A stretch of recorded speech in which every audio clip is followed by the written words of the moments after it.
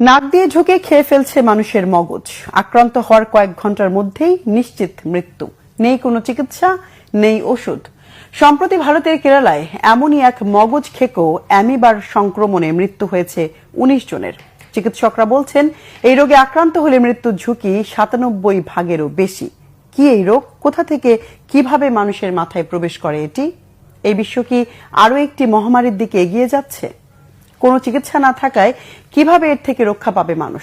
Desk রিপোর্টে জানাচ্ছেন ইমরান মাহমুদ। এক নতুন আতঙ্ক ছড়িয়েছে ভারতে। এক বিশেষ ধরনের অ্যামিবা মানুষের মস্তিষ্কে প্রবেশ করে খেয়ে ফেলছে মগজ। ভারতের কেরালায় এই ব্রেইন ইটিং অ্যামিবা সংক্রমণের ঘটনায় জনমনে তীব্র ভীতি দেখা দিয়েছে। টাইমস অফ ইন্ডিয়ার একটি প্রতিবেদনে বলা হয়েছে অন্তত ১৯ জনের মৃত্যু ঘটেছে এই বিরল ও ভয়াবহ রোগে।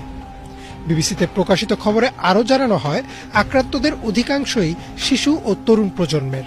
আর সবচেয়ে ভয়াবহ বিষয় হচ্ছে এই রোগে আক্রান্ত হলে রয়েছে নিশ্চিত মৃত্যুর আশঙ্কা। এমনটাই জানিয়েছেন চিকিৎসকরা। তাহলে কি বিশ্ব আবারও যাচ্ছে আরও একটি মহামারীর দিকে?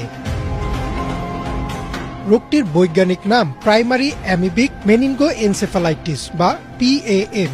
এটি মূলত এক বিশেষ ধরনের অণুজীব অ্যামিবার মাধ্যমে ছড়ায়। সাধারণত উষ্ণ ও দূষিত পানিতে এদের বসবাস। এনডিটিভির এক প্রতিবেদনে বলা হয়েছে এই অণুজীব শরীরে প্রবেশ করে নাকের মাধ্যমে এবং সরাসরি চলে যায় মস্তিষ্কে। একবার মস্তিষ্কে প্রবেশ করলে সেটি ধীরে ধীরে মস্তিষ্ক নষ্ট করতে থাকে। চিকিৎসকরা বলছেন এ কারণেই একে ব্রেইন ইটিং অ্যামিবা বলা হয়।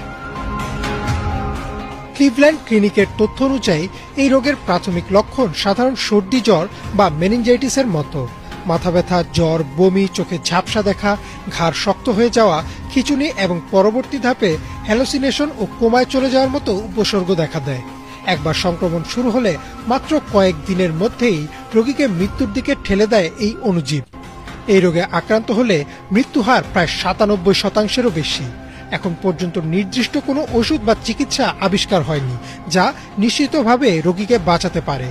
কিছু ক্ষেত্রে অ্যান্টিফাঙ্গাল ওষুধ এবং নতুন ধরনের পরীক্ষামূলক চিকিৎসা প্রয়োগ করা হলেও ফলাফল আশানুরূপ নয়। চিকিৎসকরা বলছেন একবার এই রোগে আক্রান্ত হলে তা প্রায় নিশ্চিত মৃত্যুর শামিল। তাই প্রতিরোধী একমাত্র পথ। কেরালার স্বাস্থ্য কর্তৃপক্ষ পরামর্শ দিয়েছে নদী, লেক, পুকুর, অপরিষ্কার সুইমিং পুল বা উষ্ণ পানিতে অযথা সাঁতার না কাটতে এবং বিশেষ করে শিশুদের এসব থেকে বিরত রাখতে। পানির ট্যাঙ্ক ও সুইমিং পুল পরিষ্কার ও জীবাণুমুক্ত রাখা খুবই জরুরি। এখন প্রশ্ন উঠেছে এটি কি পরবর্তী বৈশ্বিক মহামারী হয়ে উঠতে পারে? বিশেষজ্ঞরা বলছেন এই আশঙ্কা আপাতত খুব বেশি নয়, কারণ এই অ্যামিবা ছোঁয়াচে নয়, অর্থাৎ এক ব্যক্তি থেকে অন্য ব্যক্তিতে ছড়ায় না, শুধুমাত্র পানির মাধ্যমে নাক দিয়ে শরীরে প্রবেশ করতে পারে। তাই কোভিড-19-এর মতো বৈশ্বিক সংক্রমণ ছড়ানোর ঝুঁকি তুলনামূলকভাবে কম। তবে ভারত, বাংলাদেশ, পাকিস্তান সহ দক্ষিণ এশিয়ার দেশগুলোতে যেখানে পানির বিশুদ্ধতা ও স্যানিটেশন নিয়ে সমস্যা আছে, সেখানে এই রোগের ঝুঁকি উড়িয়ে দেওয়া যায় না। জলবায়ু পরিবর্তনের কারণে পানির তাপমাত্রা বাড়লে এ ধরনের অ্যামিবার সংখ্যা আরও বাড়তে পারে বলেও আশঙ্কা করছেন গবেষকরা। বিশেষজ্ঞরা বলছেন এখন থেকেই সচেতন হতে হবে সবাইকে। পানির উৎসগুলোর নিয়মিত পর্যবেক্ষণ করা, হাসপাতালগুলোতে দ্রুত শনাক্তকরণের ব্যবস্থা রাখা এবং সাধারণ মানুষকে সচেতন করা অত্যন্ত জরুরি। একই সাথে স্বাস্থ্য গবেষকদের পরামর্শ আন্তর্জাতিক পর্যায়ে যৌথ গবেষণা শুরু করা জরুরি, যাতে কার্যকর চিকিৎসা বের করা সম্ভব হয়। এমন অবস্থায় প্রতিরোধী একমাত্র ভরসা বলে জানিয়েছেন চিকিৎসকরা। ইমরান মাহমুদ, বাংলা ভিশন।